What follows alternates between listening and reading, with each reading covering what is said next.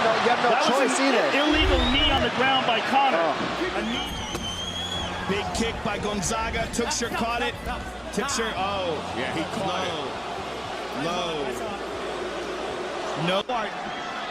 All over Tannen with a huge knee. Oh, illegal knee, though. Illegal knee to the face. Shot. Always right the now, underdog. he's blocking them. Yep. He's doing a good job. Big elbows. No, you can't do 12-6. Referee Steve Mazzagatti has called a stop to this contest. Due to intentional elbows, there's been a disqualification of Johnny Bones Jones. Therefore, the winner is Matt Hamill. 8 most illegal moves in the UFC history. Hello MMA fans of MMA-INSIDE. Today in this video, we are going to talk about 8 most illegal moves that have ever took place in MMA Octagon, in one of its pinnacle organizations, aka UFC. So sit back, relax, and enjoy the video. Before diving into the video, make sure to subscribe. Now let's get started. Number 1, eye pokes. One doesn't have to be a genius to deduce that eye pokes are extremely dangerous. Despite this, they happen very often. We can often see fighters fight with their fingers open, accidentally or on purpose. Poking an opponent can lead to severe damage and potentially change the outcome of the fight. Sometimes eye pokes are punished with a point deduction, even disqualification. But usually, they go unpunished.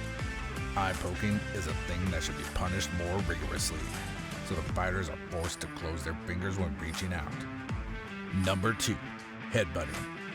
One of the most talked about illegal moves in UFC. Once upon a time, headbutts were completely legal inside the UFC. Today, they aren't. Why? Headbutting an opponent could lead to severe head trauma and irreparable damage for the rest of one's life.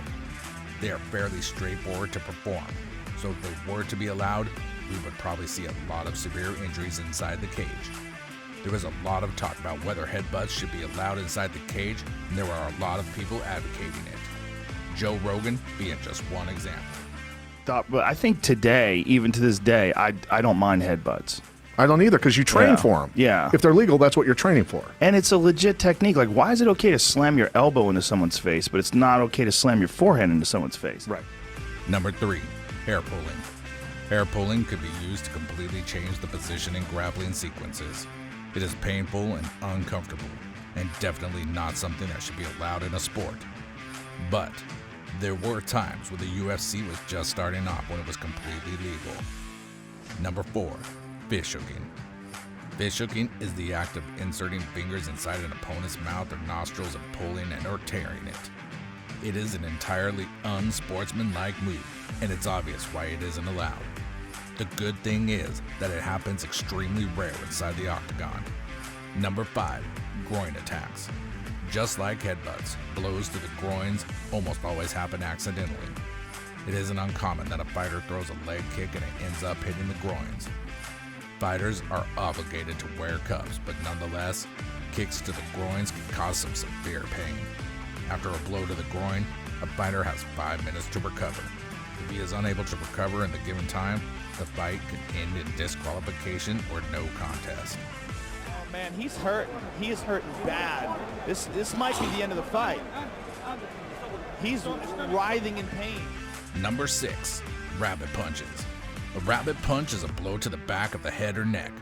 That area of the body is extremely vulnerable, and delivering a blow to it can cause some serious and lifelong injuries, and it can even be lethal. It is a widespread technique in boxing because there's a lot of head movement there. In MMA, it occurs less frequently, usually when a fighter mounts an opponent's back and has access to that part. When taking punches to the back of the head into consideration, the referee should be very careful because they are hard to spot. Below is a situation when McGregor knocked out Poirier, and Poirier was complaining the shots were illegal. They were illegal, but it was a very close call. Number 7, stomps, kicks, knees to the head of a grounded opponent. While it is perfectly okay to kick or knee the opponent's head while standing, it is illegal to do it when the opponent is on the ground. If a fighter kicks or knees a grounded opponent, it will almost certainly result in a point deduction or even disqualification. It is something that occurs very frequently during a UFC fight.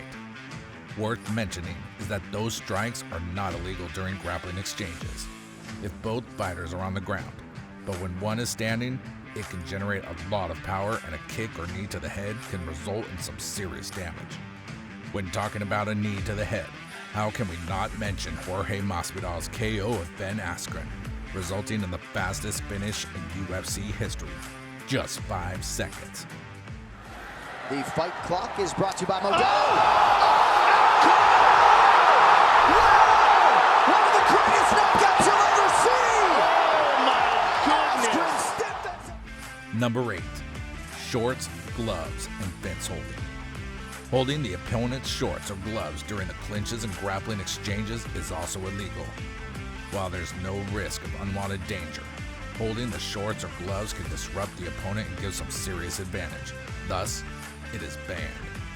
He was putting his fingers in my glove and pulling me down to throw the up kicks. I was trying to let Herb know that. This guy's a dirtbag, man. Getting hold of the cage, usually during grappling exchanges near the fence, is also illegal.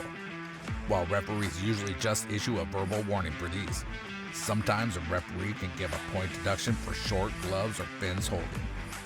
So, that's enough from us today. Hope you enjoyed the video, and if you did, smash that like button. And hey, make sure to subscribe or McGregor will knock you out. I'll see you in the next video.